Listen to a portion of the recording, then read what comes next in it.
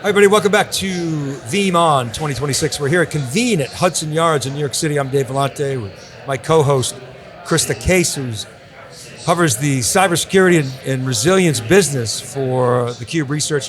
We're here with Rehan Jalil, who's the president of products and technology at Veeam. Thanks for spending some time with us. The founder of Securiti AI, so congratulations on the acquisition. What a transformation in Veeam. Great to have you here. Thank you so much for hosting. Really enjoying the event here, and I'm really looking forward to this conversation. Okay, so let's go back to the founding premise of Securiti. Why did you start the company? I think there was a core belief, much ahead of now that very obvious, that data is at the heart of everything. And there is so many different controls that are needed around data. Privacy is one control, and security is another control, and governance is another control. You need compliance on it, and the list goes on. And there is a variety of point solutions.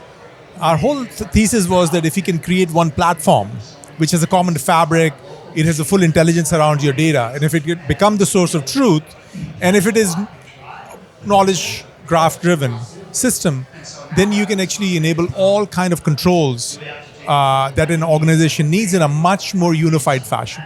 That was literally the core foundation, the way the Securiti AI has been built. And I think now, fast forward, with AI coming into the picture and enterprises wanting to use AI, and you cannot use AI without your proprietary data, this layer has become like a central piece of it.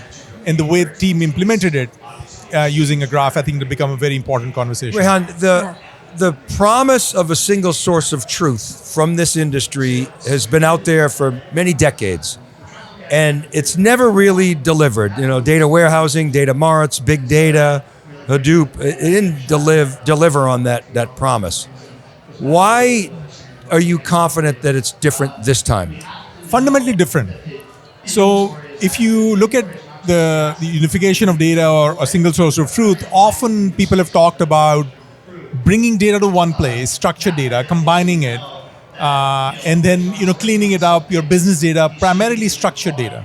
Because machines could not use unstructured data like documents and PowerPoints and so forth. So what our notion is very different. Don't move data anywhere. You're primarily looking for intelligence on data. You're primarily looking for controls on data. And data is spread across hundreds of different types of systems in an organization, whether it's public cloud or SaaS or on-premise. If you actually learn what data it is there, if you learn what's inside the data, if you learn the context around it, you can create that layer and use basically a knowledge graph-oriented system that the team invented. Because no actual basic graph database is going to be able to do what we did here. And that literally probably the first time that got done to the level that you could know everything around data at a file level, not a system level. And in the AI era, that is super important because AI actually operates on your files, on your structured data, on your streams of data. It operates on that. So having that level of granularity in a full contextual form became like a fundamental requirement in putting controls in place. So I think fundamentally I will say that we pushed the envelope, the team has pushed the envelope in what the art of possible. And it is not about just structured data, bring it to one data warehouse and all, but create a layer across all kinds of data systems. And then of course, it serves the security, also serves the resilience at the same time. Yeah, so knowledge graphs have always had a place in security. You have, I would call it a next-gen knowledge graph, if I can use that term. So you have the expressiveness of a knowledge graph. The challenge has always been querying a knowledge graph. You have to go back 15 years and pre-SQL, But so now, today, we can talk to the data. And so I want to understand your vision of context, what you're capturing today, and where you see it going. Because you in your keynote, aptly described sort of the way organizations work today. Everybody's in their own silos, and the knowledge graph allows you to visualize that and break down those barriers. It seems like you're capturing the context, a lot of the technical and operational metadata. Is that sort of accurate? And how far can you take it into process knowledge and underlying application logic? It's a great question. Historically, if you see different domains, they have existed in silos, right? Data security or intelligence around data from the data lens is one thing. But if you know about data but don't know who created it, who owns it, who has permission to use it, is it being shared with, it becomes very siloed. But if you go towards identity and access, if you just look at from that silos, you know which people are in your org, which groups they belong to, but you don't know what data they have, right? Now, if you fast forward to AI, even if you figure out what AI agents are there, what generally, like which system they're connected to, but if you don't know to the intricate details of exactly what data this agent can touch or is touching it, then you're still in a silo. So instead of doing this thing in silos, you want to bring them together into one place. And that's where the unification of just the intelligence layer, data, access intelligence, and basically AI, artificial intelligence, we call it data AI. So literally that's the term we use, data AI, to basically combine the data AI and access intelligence. Now above it, you have a variety of control requirements. It's not just security control, but that's a fundamental control. It's not just resilience, but it's very important to be able to come back from any bad mishap. But also there's privacy controls that you need, privacy actions that you need to take. You also want to make sure you're compliant. So compliance checks and controls have to be there. You want to make sure you're governing your data right, which is not necessarily security. It's about your internal rule book on the data, that you're doing it right. All that can be enabled by this common fabric that is part of the data AI command platform. That's awesome. And when we get a technical visionary in theCUBE, I want to keep pressing. So we go back to the single version of the truth. The single version of the truth is actually created by reconciling those silos with humans, right? It's that tribal knowledge that you talk about, and they do reconciliation, they make exceptions, and you're capturing that in a knowledge graph. So the promise of AI is that it will break down those silos, dissolve those away, and have a layer that essentially is a true version of the truth, and essentially a digital twin, I like to say, of the enterprise.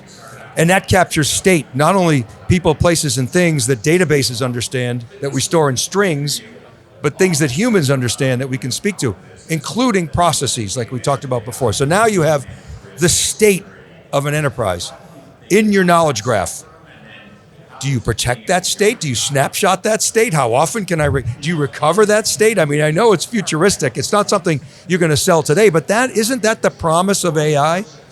Actually, you bring a very good point. First of all, you're very right that historically people have tried to understand this complex environment by either having separate tools from the lens of a privacy or lens of a security or lens of resilience, but they were very part kind of a view you would get, and they were sometimes conflicting with each other. Different tools would give conflicting answers. And sometimes people relied on just asking people, what data you have? Can you fill out this spreadsheet? Right. Are you compliant? Are you doing XYZ things? Can you fill out the spreadsheet? Are you using second factor? Did you turn on proper controls? Are you encrypting the data? And that was compliance. You can't really do that anymore. Even your access certifications were not like where you actually checking who's touching what data. But if you fast forward, agents will come and go fast. They can be turned on, gone. Who are you going to ask? Right? Yeah. Nobody would know. Yeah. So the point you made was state. You need to capture the activity and the state into one place so you can actually query. It becomes your context of your org, and you're using the right term in some ways to say this is your digital twin, like your representation of the org captured in a knowledge graph, right? So that has been the vision, and now it has been there now, and people are using from different point of views the same system, because our customers can come from a security lens and say, look, I want to look at from security lens. Source of truth is common, but source of visualization or the visualization could be different for different people. For instance, when a compliance team wants to see it, they want to see a very different view of it. When a security wants to see it, they want to see a very different view of it. Yeah. Mm-hmm. When a privacy team wants to use it, they want to see a very different way to use the same data. And which means we have to build modules and different agents on top, which satisfies that diverse requirements of different personas, which also means that this is a very important state. we have, which means we want to make sure it's resilient ourselves. So we have ways how to make sure we can recover back, something goes on, we can revert back. And of course, we are using our own tech for that. Wow. Okay. So you can capture that. I mean, I'm imagining it's, CDP for the state of the business at very fine granularity. I mean, that's one of the things that you're touting is you can roll back to within minutes, right? And essentially, is that the future? You'll be able to capture that state of the business. I mean, today you're doing it for all the things that you mentioned. Do you see Veeam's role as going up into that layer of intelligence that actually harmonizes the data and interprets that data? Or is that sort of, leave that to the Palantirs of the world and the Salesforces and the systems of transaction systems? Is that, how far do you go? I think they, of course, have a role to actually derive the business value out of it, right? That's the value depending on what is that layer or what business function. And they're very suitable for doing that part. Our role is to make sure that data is protected or controls are applicable on the data. You have very distinct visibility at any given point in time that you're compliant to your internal rule book and external regulations. And you have comfort that if something goes wrong, you can come back. Now, something goes wrong, definition has changed. It used to be in the very beginning, your system crashed or some disaster happened. Now we are with all the regional conflicts, it's actually a reality. Your data center could be just gone, right? So that was one time. And then ransomware required that you are actually ready that if ransomware happened. We just saw a week back, like 8,000 colleges were down with the ransomware, that you can recover back from it. But I think we are entering an era which there is going to be tens of thousands, if not hundreds of thousands, in a regular organization, agents flying around. And some of them could be as bad as ransomware. Even if they're not malicious by design, they can make stupid mistakes and same behavior. They can delete data. We already saw that's already happening. There it requires that you actually have super fine visibility on what the agents are doing. And you also have super fine controls on what you can recover from. For instance, if you have 1 billion files, which is a lot, and if you have like only 100 files got corrupted by an agent, how do you know which ones? Can you recover them back? And old school solutions will not be able to do it till you have full understanding of your live data and activity on it. You could not go back and do this level of precision. And Veeam at this point, is the only company which has very intricate knowledge of the live data and then able to recover it back with precision. And it's only possible when you have these two kind of technologies come together. So the reason I get so excited about this is because, correct me if I'm wrong, but the application had to deal with a lot of the recovery historically. When you see things like Headless 360, you remember Nadella and Benioff were trolling each other. Satya said that the future is agents talking to CRUD databases. Ironically, his applications were somewhat exposed because the file formats are all available. So I don't need the application necessarily. So it seems like this puts more, which is an opportunity, pressure on companies like Veeam to actually play that role, because not necessarily the application, it's all applications that Veeam's just expanded its TAM quite dramatically. We have a much more important role to play. And I'll tell you, it's very obvious that if you, let's say you heard from Salesforce and all becomes headless. Yeah. Many companies are coming headless and saying you have agents doing whatever they want to do with it. You need more guardrails. You need to make sure you can recover back from it. Having said that, you also need to make sure your recovery solution is not as headless because you cannot put any random agent on it that it can delete your backup data. It has to be horizontal as well. It actually has to be certified agents like coming from us who are not going to mess up, and you are very much like, you can do the automation, it can do the the stuff that is needed to be done for your intelligent res ops, but you're also feeling comfortable that it's not going to delete your backup data. Because if your live data is gone and backup is gone, your business could be in serious jeopardy, like completely in jeopardy, right? So, which means we have a responsibility to build agents, certify them that they work, but they don't misbehave.